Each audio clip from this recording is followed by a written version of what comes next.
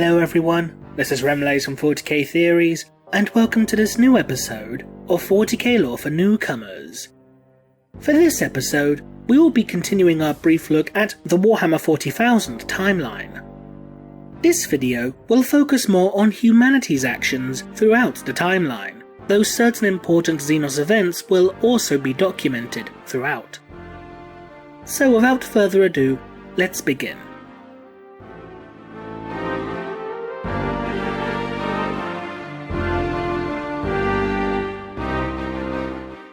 The following account is a continuation of certain events from M32 to the end of M34. Because of how intricate and detailed the events of this time were, only certain key events will be mentioned, which in turn will be expanded upon in future videos. In addition, there is also a small chance for potential inaccuracies of specific dates, due to contradicting sources. For events that occurred prior to M32, check out the previous videos in the 40k timeline. Unknown date M32. The Thousand Sons Traitor Legion, led by the demon Primark Magnus the Red, draws most of the Space Wolves chapter's forces away from their homeworld of Fenris before launching a full-scale invasion in retaliation for the burning of Prospero during the Horus Heresy. The dreadnought Bjorn the Fell-Handed is roused from stasis and takes command of the defending Space Marines, comprising only a single of their 12 great companies. The Thousand Sons are driven away, but the Space Wolves suffer horrendous losses, and an experimental cure for the curse of the Wulfen is destroyed in the process. The religious group known as the Temple of the Saviour Emperor is recognized as the official religious body of the Imperium, and renamed the Adeptus Ministorum or Ecclesiarchy. The low-born Drukhari slave, Asdrubal Vecht, begins to make his plans to enact a coup that will allow him to rule over the realm of Camorra. The Black Oculus on Tallarn is activated, allowing demons to swarm onto the world. The Eldari of Craftworld Biel-Tan launch an assault upon Tallarn in order to halt this demonic invasion. A truce is called between the humans and Eldari, who then work together to drive back the demons. The Oculus is then sealed in Rockcrete along with Eldari warding runes before being buried in an unknown location. The Eldari exchange a vow of friendship with Tallarn before returning to Biel-Tan. Circa 500 M32. The Ecclesiarch of the Adeptus Ministorum obtains a permanent seat upon the High Lords of Terror. 554 M32. The War of the Beast begins. The Orcs manage to rebuild their strength under the command of an Orc warlord known as the Beast and his Primark lieutenants. The Orcs' initial strike occurs at the world of Adamantua. The majority of the Imperial Fists Space Marine chapter are overwhelmed and destroyed. The High Lord of Terror, Lord Commander Militant Heth, leads a counter-offensive against the Orcs at Adamantua, along with the remaining Imperial Fists from Terra. Imperial forces are destroyed, save for a single battle brother of the Imperial Fists, who would be recovered by an Adeptus Mechanicus survey team many weeks later. The Orcs lay waste to hundreds of worlds, including the homeworlds of various Space Marine chapters. Imperial forces are stretched thin and struggle to combat the Orcish hordes. The Imperial Navy, reluctantly led by High Admiral Langson, engages the Orcs at Port Sanctus and succeeds in destroying an attack moon, though the Navy suffers catastrophic losses. Lansing returns to Terra a hero, but celebrations are prematurely ended when another Orc attack moon appears within Terra's orbit. Captain Corland, the last Imperial Fist, initiates the Last Wall Protocol, calling for all Imperial Fist successor chapters to unite into a legion-like force to stand against the Orcs. The Orcs begin attacking non-Imperial worlds, including those belonging to the Iron Warriors Traitor Legion. The High Lords of Terror continue to bicker and plot against one another despite the threat of the Orcs. Jaskina Tull recalls the ships of the merchant fleet and using her oratory skills inspires thousands of civilians to march against the attack moon in Terra's orbit, in what was dubbed the Proletarian Crusade.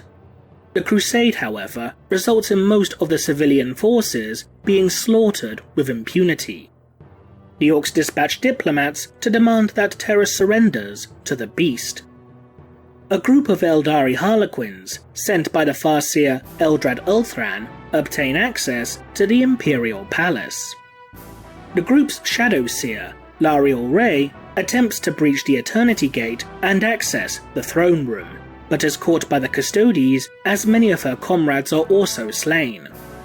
The Harlequin is spared from death thanks only to the Inquisition and the Grand Master of the Officio Assassinorum, Draken Vangerich, who have the Xenos taken away for interrogation.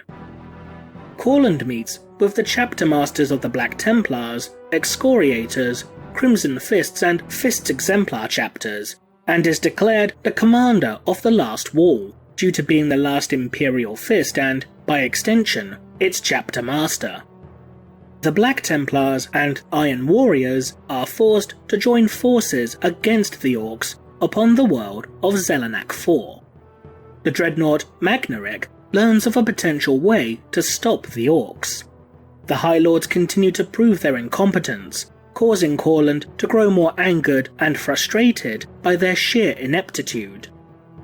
The Adeptus Mechanicus begins experimenting with Orc teleportation technology, and learns of the location of the Beast, but refuses to provide the information to the rest of the Imperium.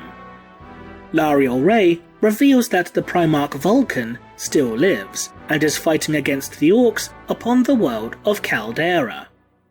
Miscommunication between the Imperium and the Adeptus Mechanicus leads to brief skirmishes erupting between the Fists Exemplar chapter and the Martian Skitari, before Corland is informed of both the location of Vulcan and the Beast. Corland leads an army to Caldera to obtain Vulcan's aid, and together, Imperial forces destroy an Orc attack moon that was in the midst of being constructed. Vulcan initially refuses to help Corland against the Beast, until he learns that the Orcs are amassing upon Ulanor. Vulcan agrees to return to Terra with Corland. Several companies of Fists Exemplar, under command of First Captain Zerberin, are forced into a prolonged alliance with the Iron Warriors Legion, after contact with other Imperial forces is lost. A vast Imperial force comprised of Space Marine chapters, Imperial Guard regiments, and Adeptus Mechanicus legions launch an all-out assault upon Ulanor, striking at the Orc capital of Gorkogrod. Imperial forces suffer massive casualties from the world's defences, before Vulcan manages to locate the Beast within the Orcs' Temple Gargant.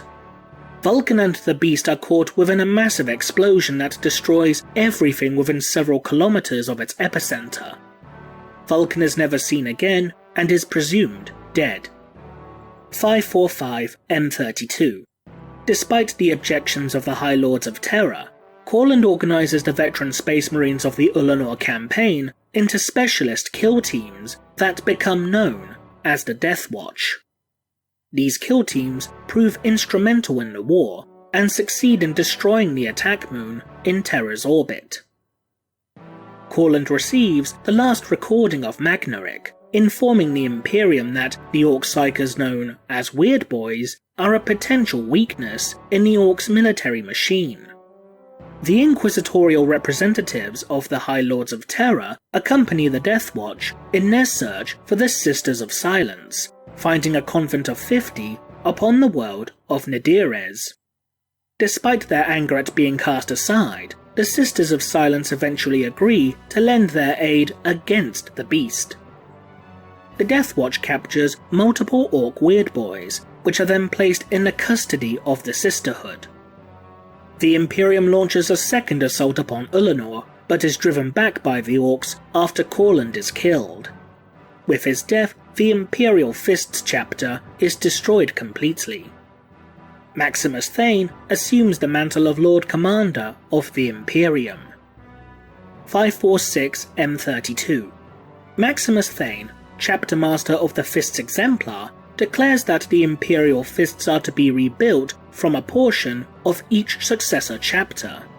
Thane becomes the new chapter master of the Imperial Fists, leaving the only remaining Fists exemplar as those under the command of First Captain Zurbarin.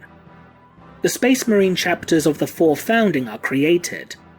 The kill teams of the Death Watch become a fully fledged Space Marine chapter, with its first chapter master being the Space Wolf Asker Warfist. Thane leads a third assault upon Ullanor and succeeds in slaying the beast, using the captured Weird Boys to overload with our energy and causing the heads of millions of orcs to detonate. The Adeptus Mechanicus, seeking to obtain and study orc technology, teleport Ullanor to a new location where it is eventually named Armageddon, despite assuring others in the Imperium they had destroyed it. Thane leads a crusade to eliminate remaining orc forces within Imperial space, and appoints Draken Vangarich to rule over the High Lords in his absence. The Inquisition is reorganized into the Ordo Xenos and the Ordo Malleus, with the Death Watch and Grey Knights being appointed as their respective chamber militants. The Fists exemplar under Zurbarin's command turn traitor, leaving a single company of loyalists to flee and return to their homeworld of Idolica. The loyalist Fists exemplar are reintegrated into the Imperial Fists, and all records detailing the Fists exemplar are ordered to be destroyed by Maximus Thane. The Beheading. Draken Vangarich has the other members of the High Lords of Terror, with the exception of one of the Inquisitorial representatives, assassinated and replaced with beings easier to manipulate.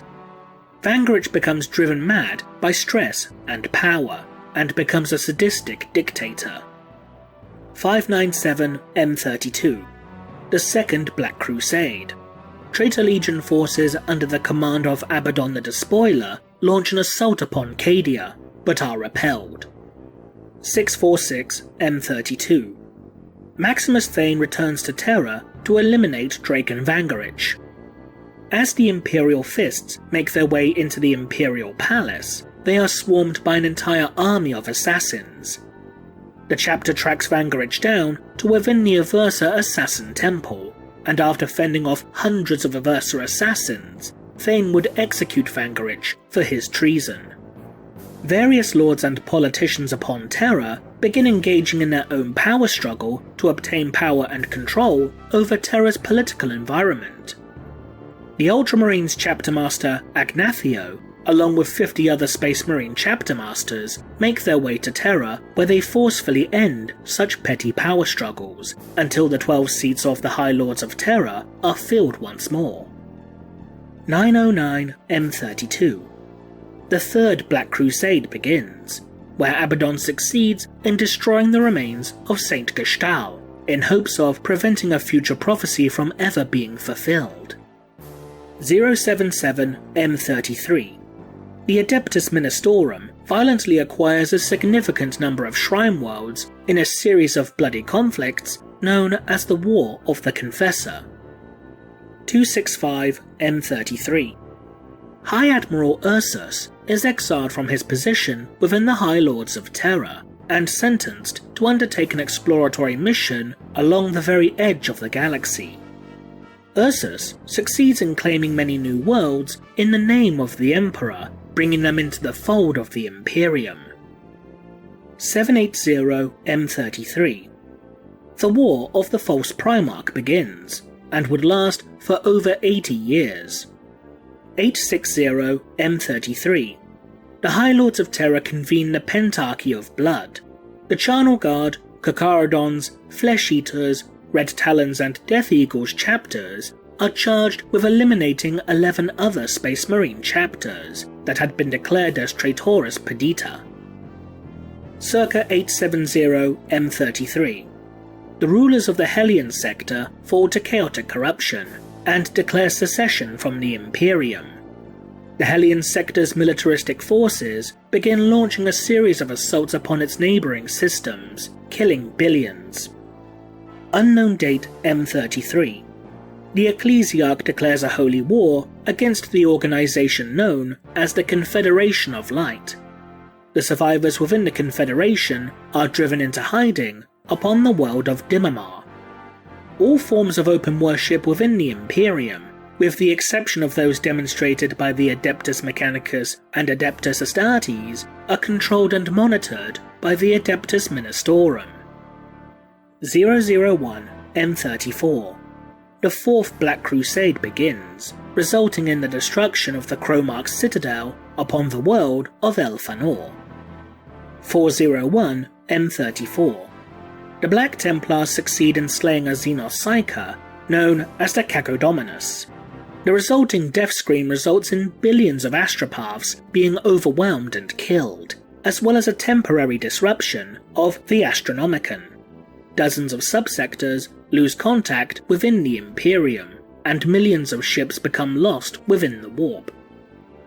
Circa 500 M34. The Space Marine chapters of The Eighth Founding are created. 600 M34. The Iron Warriors Traitor Legion undergoes a civil war upon their world of Medringad, before the Legion is shattered into numerous warbands.